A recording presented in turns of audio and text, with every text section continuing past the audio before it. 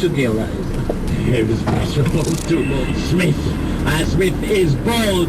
Again, when we talked about looking to play through the onside when indeed the ball is threatening, say, the off stump, but he's played right across it. It's not the off stump, and he is gone. So just reward for Bracewell. A good over. It's the end of the over. The fourth over gone. It's 27 for 1 with Dwayne Smith bowled for 17. S1 Logan and Son Sports Center, makers of Logan Sportswear. Check them for some of the best prices in TNT and sporting equipment, menswear and customized uniforms. Visit S1 Logan and Son Sports Center at 149 Southern Lakewood, Cuba, or call 679-2968 or 636-2939. 5 FM, the Sports Leader. When he looks at that, you see that he probably could have played with a vertical bat down the ground. 27 for 1 then as he goes back to the West Indies check. Johnson Charles makes his way to the middle. Won't be facing for a little while, so he'll have a chance to see what the surface is doing. Lots of signs around the ground. Here against Taylor, welcome to Florida. The big Caribbean community in Florida. Some Jamaicans, some kids, lots of Guyanese. They all seem to be at the ground. So young Charles is 23 years old, 18 runs, 29.50 from his 5 matches. His strike rate is 13. Watches now as it's Gale who's on strike, working this ball down towards Macklin Square. Won't get a run. Will get a run, in fact, but Sophie's first ball. This latest over, the 5th over of the match, 28 for 1. Well, the job here for the West Indies as well is to determine from what they've seen in those first 4 overs what is of the total. And if we expect the pitch to get a little bit slower and scoring to become a little bit more difficult in the middle overs, then you're looking at something in the region of 130. 140 as a decent total. Sophie's in and bowls to Charles, and Charles is nicely off the bottom, strokes the ball along the ground, out towards cover. Wanted a run, Gale said, I don't think so, and it stays at 28 for 1. And on surfaces like that, it's a real challenge for the West Indian batsmen to bring the ball around and doing a bit more running. And we know that these first 3 for the West Indies are power hitters, and also they deal mostly in boundaries. So it will be a bit of a test for them if the Kiwis can get the length right. Charles settles over his bat now, the right-hander, and waits, and this time he's driving through the ball down the ground, down to mid-off, straight to the field of Bracewell, and so there is no run.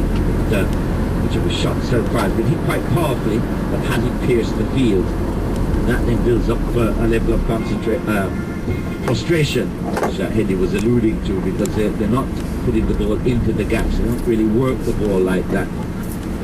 But blast it through the infield.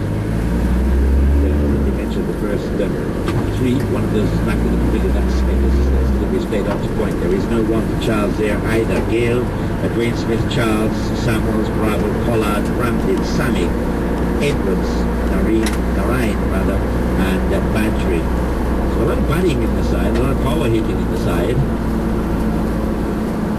which made them favourites rather ridiculously against England in the one-day series. It turned out to be favourites on paper alone. Speaking of England, they beat Australia by 15 runs in the first of, I think, 6 one-day internationals between those teams.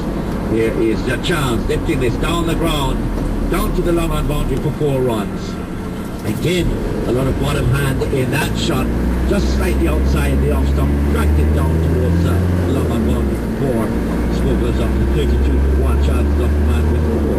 Well, he came onto the front foot. It was a length delivery from Sylvie, but hitting it on the up, as you said, with a lot of bottom hand, and hitting it over the mid-on fielder, a couple of bounces down to the long-on boundary. So he's finally off the mark, playing 4 attacking shots and finally get him out a score. 1 ball to Eddie over, 32 for 1.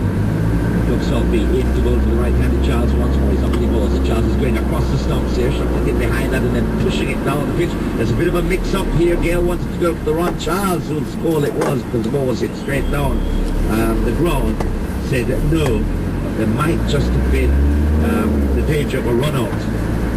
Gale is not going to be the swiftest man between the wickets, and now a little wry smile from Johnson. So, at the end of 5 overs, 32 for 1.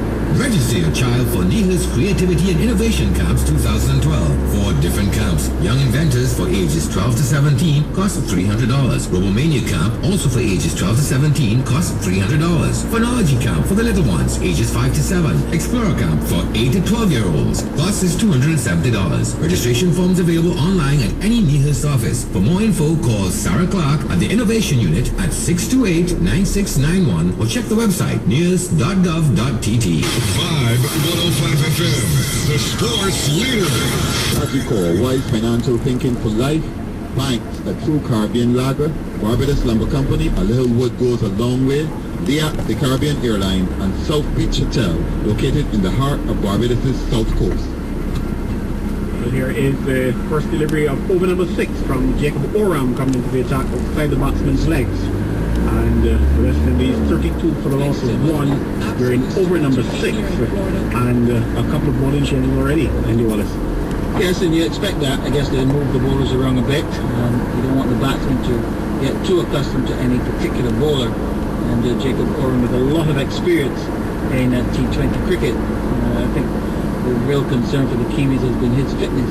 Here is another delivery outside the batsman's legs. And a wide is signaled by the umpire.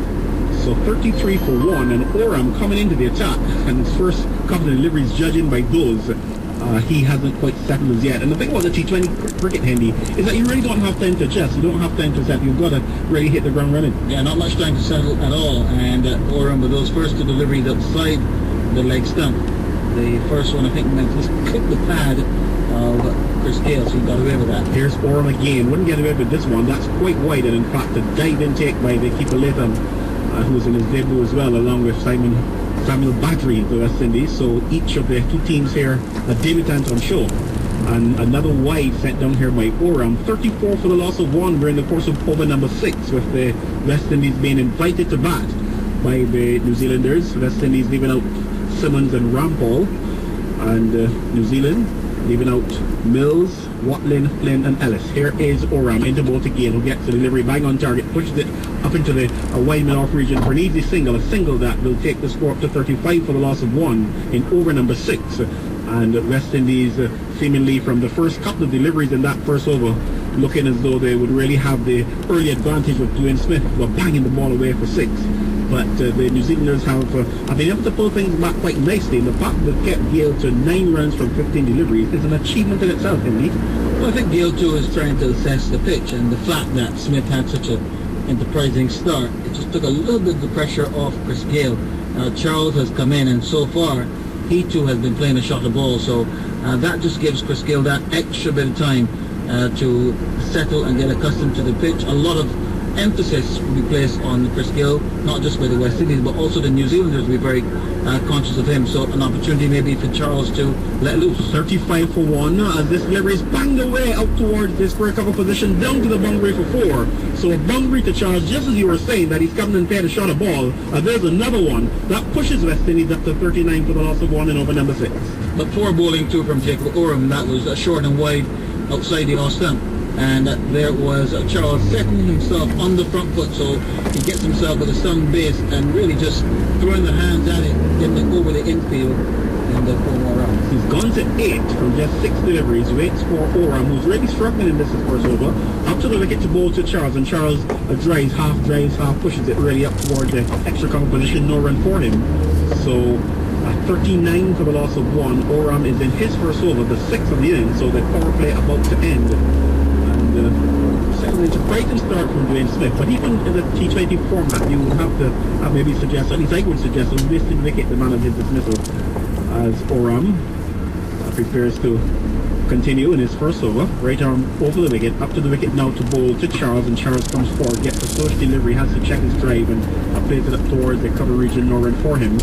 So he remains on 8. Gale has got 9, and the West Indies invited to bat by New Zealand 39 for 1. Slightly slow delivery there from Oram, and again we see some indecision with the running. It seems as if Charles was looking for a single. In the previous over, definitely an opportunity for New Zealand to get the wicket of Chris Gale when there was a mix-up with the calling, and Gale had given up. will get the fourth row.